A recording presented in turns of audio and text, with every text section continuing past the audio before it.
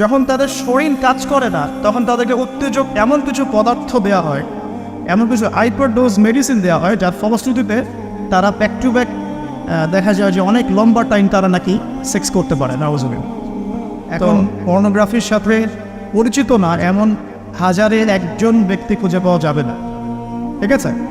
বাংলাদেশের পরিসংখ্যান বলছে যে বাংলাদেশের স্কুল পড়ুয়া প্রায় 77% ছেলে মেয়ে পর্ন দেখে। এটা আবার কথা নয়, বা আপনি গুগল করেন এবং দিন দিন মেয়েদের পর্ন দেখার প্রবণতা বাড়ছে, এটা লেখা আছে। শুধু তাই নয়, ওই 1896 সালের দিকে তারা যখন পর্নোগ্রাফি ছড়িয়ে দেয়, মাত্র 7 মিনিটের একটা ভিডিও তারা প্রকাশ করছে, ঠিক আছে? এবং তার নামও তারা দিয়েছিল, আমার নামটা ঠিক খেয়াল নাই, আর আমি এগুলো ফিল্মস দেখিনি, আমি গুগলের নামটা দেখেছি কী নাম ছিল। তো তখন থেকে নিয়ে এই পর্যন্ত এই যে নীল সংস্কৃতি চালু করে দেয়া, এটা শুধু পশ্চিমাদের মধ্যে সীমাবদ্ধ থাকে নাই, পুরো বিশ্বের মধ্যে ছড়িয়ে দেওয়া হয়েছে। এবং আপনি পরিসংখ্যান দেখবেন যে এই নীল সংস্কৃতিতে সবচাইতে বেশি যারা পারদর্শী তারা হচ্ছে মার্কিন যুক্তরাষ্ট্রে। এবং এই ব্লু ফিল্মস পুরো বিশ্বে একটা ইন্ডাস্ট্রি চালু করেছে, এর নাম হচ্ছে পর্ন ইন্ডাস্ট্রি, ঠিক আছে? এবং আপনি এবার শুনলে অবাক হবেন যে এই পর্ন ইন্ডাস্ট্রি প্রতি বছরে $97 বিলিয়ন ব্যবসা করে। $97 বিলিয়ন ব্যবসা করে পর্ন ইন্ডাস্ট্রি সারা ওয়ার্ল্ডে। 1 বিলিয়ন সমান কত? 100 কোটি। 1 বিলিয়ন সমান 100 কোটি। 100 কোটি ডলার টাকা দিয়ে হিসাব করে দেখেন কত টাকা হয়। $97 বিলিয়ন ব্যবসা হয় প্রতি বছর এই পর্ন ইন্ডাস্ট্রির মধ্য দিয়ে। এবং এই ইন্ডাস্ট্রির ফিল্মসগুলো হলিউড বলিউডের চেয়ে বেশি শ্যুট করা হয়। এবং আমেরিকার লস অ্যাঞ্জেলেস নামক একটা জায়গা আছে না, এটাকে বলা হয় পর্নের স্বর্গরাজ্য। মানে এখানেই সব পর্নের শুটিংগুলো আগে হতো। একটা পর্যায় থেকে সেখান থেকে সরিয়ে ক্যালিফোর্নিয়া নিয়ে আসা হয়েছে। কখন সরানো হয়েছে? যখন সেখানকার প্রশাসন একটা আইন জারি করলো। কী আইন জারি করলো? যে এখানে শুটিং করতে হলে বাধ্যতামূলক কন্ডোম ব্যবহার করতে হবে। নাউজুবিল্লাহ পড়বেন না? তো তারা এটা ব্যবহার করার পক্ষপাতী না, তখন ওখান থেকে ইন্ডাস্ট্রি সরিয়ে ক্যালিফোর্নিয়ার দিকে নিয়ে যাওয়া হয়েছে। তো শুধু আমেরিকায় প্রতি বছর 10 থেকে 12 বিলিয়ন ডলারের ব্যবসা করে এখানে। দ্বিতীয় স্থানে আছে ইউরোপের কান্ট্রি ব্রিটেন, তারপরে আছে সাউথ আফ্রিকা, তারপরে অন্যান্য কান্ট্রি জার্মানি, এদিকে আপনার সুইডেন, ফিনল্যান্ড, আমাদের উপমহাদেশের অনেক কান্ট্রিও আছে, ঠিক আছে? তো এই যে নীল সংস্কৃতি সারা ওয়ার্ল্ডে তারা ছড়িয়ে দিল, এখান থেকে আমি একটা নাম চুজ করেছি আর কি, যে নীল দর্পণ। আমি কিন্তু লেকচারে এখানে যাইনি, জাস্ট ইন্ট্রোডাক্টরি কিছু কথা বললাম হবে যে নীল দর্পণ নামটা আমি কেন দিয়েছি এই কারণে। তো মূল লেকচারে যাওয়ার আগে আমি আপনাকে কয়েকটা পরিসংখ্যান দেখাই। তার আগে বলে দিই যে এর ফলশ্রুতিতে শুধু যে ধর্ষণ বেড়েছে এমনটা নয়, বরং সমকামিতাও বেড়েছে। এখনকার পরিসংখ্যান বলছে মার্কিন যুক্তরাষ্ট্রের 52% মানুষ মনে করে যে সমকামিতাকে স্বীকৃতি দেওয়া উচিত, এবং 41% মানুষ মনে করে দেওয়ার দরকার নেই। কিন্তু আইনত এটা লিগ্যালাইজড, এটা ওদের বাক স্বাধীনতা। এটা কানাডা অনেক আগেই করেছে, ব্রিটেনেও আছে, অস্ট্রেলিয়াও স্বীকৃতি দিয়েছে, এবং দিন দিন আস্তে আস্তে আমাদের ভারত থেকে শুরু করে আমাদের দেশে পর্যন্ত এগুলোর বিস্তার বেড়ে গেছে। এবং তারা এখন সংগঠন তৈরি করেছে, তাদের ফ্ল্যাগ আছে, তারা অধিকারের কথা বলে, তারা স্বীকৃতি চায়। এবং পর্ন সম্পর্কে পড়তে গিয়ে আমি দেখলাম যে নর্মালি পর্নের যে ভিডিওগুলো হয় এগুলো হচ্ছে চলচ্চিত্রের মতো, জাস্ট যেমন একটা নায়ক নায়িকা শুটিং করে, গায়ক গায়িকা যেমন শুটিং করে, ঠিক এরকম করেই ফিল্মস শ্যুট করা হয়। আপনি যখন এটা সার্চ করবেন দেখবেন পর্ন ইন্ডাস্ট্রি থেকে বের হয়ে আসা কিছু ওদের কথা মতে পর্ন স্টার, তারা সাক্ষাৎকার দিয়েছে যে এই জগৎটার সম্পূর্ণটাই হচ্ছে মিথ্যা এবং ফেক। যা দেখানো হয় এটা টোটালি ফেক। এবং কোনো কোনো ক্ষেত্রে তাদেরকে বাধ্য করে জালের মধ্যে ফেলে এই ইন্ডাস্ট্রির মধ্যে অনুপ্রবেশ করানো হয়, যেখানে ওদের কোনো ইচ্ছাও থাকে। একবার জড়িয়ে গেলে কোনো মেয়ে সেখান থেকে আর বের হতে পারে না। শুধু তাই নয়, যখন তাদের শরীর কাজ করে না তখন তাদেরকে উত্তেজক এমন কিছু পদার্থ দেওয়া হয়, এমন কিছু হাইপারডোজ মেডিসিন দেওয়া হয় যার ফলশ্রুতিতে তারা ব্যাক টু ব্যাক দেখা যায় যে অনেক লম্বা টাইম তারা নাকি সেক্স করতে পারে নাউজুবিন। তো এগুলো তাদেরই কথা, এটাতে আসক্ত নয় এমন মানুষ খুঁজে পাওয়া দুষ্কর। বাংলাদেশের রিপোর্ট বলছে যে বাংলাদেশে এখনকার ইয়াং জেনারেশনের মধ্যে 92% পর্ন দেখে। কত পার্সেন্ট? 92%। এবং পর্ন যে ওয়েবসাইটগুলো আছে যেগুলো এত বেশি শক্তিশালী, এগুলোকে হ্যাক পর্যন্ত করা সম্ভব নয়। 2014 সালে বাংলাদেশের গভর্নমেন্ট যে ছিল আমি জানি না, আমি আসলে এইদিকে পলিটিক্সের খবর রাখি না, তারা 244টা পর্ন সাইটকে বন্ধ করে দিয়েছে। কিন্তু এমন একটা অ্যাক্সেস তারপরেও চালু ছিল যে অন্য থ্রু দিয়ে এগুলোতে ভিজিট করা যেত। সবচেয়ে বেশি পর্ন সাইট যেগুলোতে ভিজিট করা হয় তার মধ্যে এই সাবকন্টিনেন্ট বা ভারতবর্ষ উন্নত, ঠিক আছে? তো এগুলোর ফলশ্রুতিতে শুধু ধর্ষণ বেড়েছে এমন নয়, বরং সমকামিতাও বেড়েছে। এবং দেখা যাচ্ছে যে এখন প্রতি 10 জন মানুষের মধ্যে একজন নাকি, এটা রিপোর্ট, প্রতি 10 জনের মধ্যে নাকি একজন বিপরীত লিঙ্গের দিকে নয় বরং স্বলিঙ্গের দিকে আকর্ষিত হচ্ছে। এবং এই মহামারীগুলো দিন দিন বাড়ছে। আমি যখন লেকচার শেষ করবো তখন আপনাকে আমি কিছু হাদিস শোনাবো নবী সাল্লাল্লাহু আলাইহি ওয়াসাল্লামের এই যুগ সম্পর্কে কিছু ভবিষ্যৎবাণী। তখন আপনি মিলাতে পারবেন ইনশাআল্লাহ যে আসলে নবী সাল্লাল্লাহু আলাইহি ওয়াসাল্লাম কোন যুগটা সম্পর্কে সতর্ক বলছেন। তো মূল লেকচারে যাওয়ার আগে আমি আপনাদের কিছু পরিসংখ্যান শোনাচ্ছি, একটু মনোযোগ দিয়ে শুনুন। যে সভ্যতার কথা আমি আপনাদেরকে বললাম ওই সভ্যতার কিছু পরিসংখ্যান উল্লেখ করে আমি আপনাদেরকে লেকচারের সামনে দেখে দেবো ইনশাআল্লাহ তাআলা।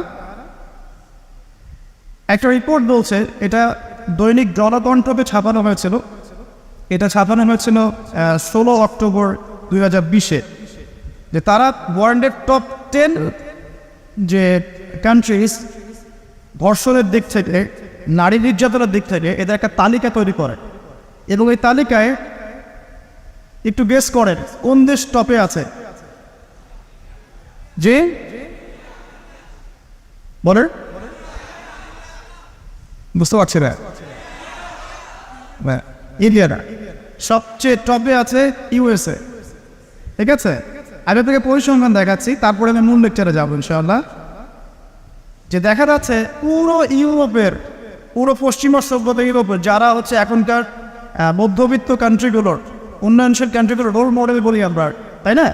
আমরা তো সবখানে ইউরোপ বানাতে চাই। ইভেন আমাদের দেখা যায় অনেক ক্ষেত্রে মিডল ইস্টের, মধ্যপ্রাচ্যের কোনো কোনো কান্ট্রির লিডার বলছে যে আমরা এত সালের মধ্যে মধ্যপ্রাচ্যকে ইউরোপ বানিয়ে ফেলবে, ঠিক আছে? তো আমরা ইউরোপ বানাতে চাই। তো ইউরোপের দেখা যায় যে 15 বছরের কম, পুরো ইউরোপে 15 বছরের কম 33% মেয়ে 15 বছরের আগেই কারো না কারো দ্বারা শারীরিক নির্যাতনের শিকার হয়েছে, যৌন নির্যাতনের শিকার হয়েছে। আচ্ছা, সামনে আসেন। আমাদের পার্শ্ববর্তী দেশ ভারতের কথা এসেছে এখানে, যে প্রতি 22 মিনিটে একটা করে মেয়ে ভারতের নির্যাতনের শিকার হয়, যৌন নির্যাতনের শিকার হয়। বাংলাদেশের সংখ্যাটা কত এটা আপনারা বের করবেন, আমি পরে দেখছি। শীর্ষ 10-এর তালিকায় প্রথমে আছে আমেরিকা, যেখানে বলা হচ্ছে যে 99% পুরুষ, 99% পুরুষ এরা উন্নত যৌন বিষয়গুলোতে আগ্রহী, ঠিক আছে? 1% পুরুষ চাচ্ছে যে ফ্যামিলি হোক, নর্মাল আমি ইসলামিক যেটা চিন্তা করি যে ফ্যামিলি হোক, বিয়ে শাদী হোক, তারপরে বাচ্চা কাচ্চা হবে, এটা তারা 1% মানুষ চায়।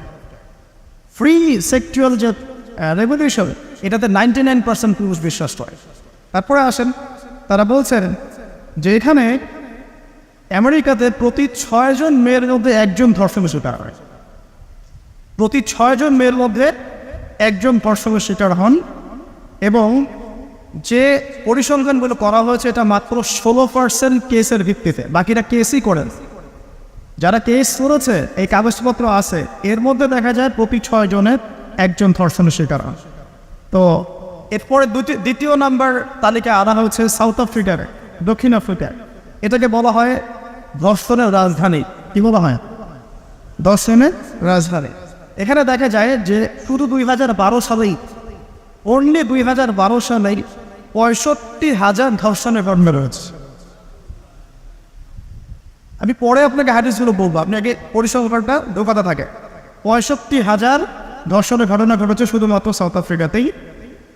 আর সাউথ আফ্রিকার 4,000 নারীর উপর জরিপ করে দেখা গেছে যে তাদের মধ্যে প্রতি 3 জনে একজন জীবনে একবার না একবার একজন পুরুষের দ্বারা যৌন সহিংসতার শিকার হয়েছে, প্রতি 3 জনে।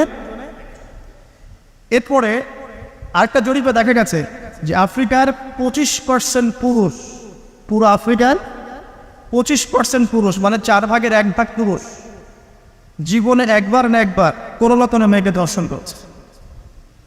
এগুলো আমাদের রিপোর্ট না, কিন্তু আপনি অনলাইনে এগুলো পাবেন। এরপর আসেন 3 নম্বরে রাখা হচ্ছে সুইডেনকে। এবার সুইডেনকে খুব হাইলাইট করা হয়, খুব উন্নত কান্ট্রি। দেখা যায় যে 2009 সালে সুইডেনে ধর্ষণের হার ছিল 58%। কত পার্সেন্ট? আচ্ছা। 4 নম্বরে যে দেশ খুব পরিচিত আমাদের পাশে, ভারত, সেখানে বলা হচ্ছে যে 2012 সালের জরিপে ইন্ডিয়াতে ধর্ষণের রিপোর্ট করা হয়েছে 24,923টা। 24,923। আসেন, তারপরে একজন রিপোর্টে বলছে প্রতি 22 মিনিটে সেখানে একজন মেয়ে ধর্ষিত হচ্ছে। 5 নম্বরে আছে যুক্তরাজ্য, মানে ইংল্যান্ড, যেটাকে আমরা বলি যে ওই যে রানী এলিজাবেথ মারা গেলেন, খুব শোক পালন করলাম না। আচ্ছা, তো তাদের মধ্যে বলা হচ্ছে যে প্রতি বছর গড়ে 85,000 নারী সেক্সুয়াল অ্যাবিউজের শিকার হয়, মানে যৌন হয়রানি শিকার হয়েছে।